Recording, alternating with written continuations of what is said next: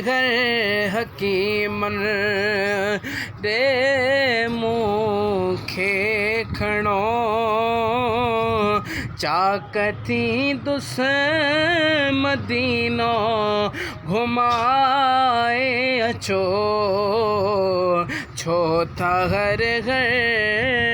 हकीम दे मुखे खणो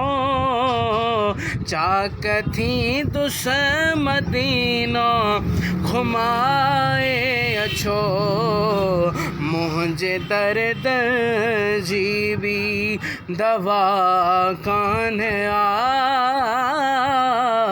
मुझे दर्द जी भी दवा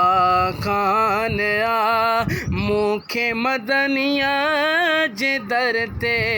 पुजाए अचो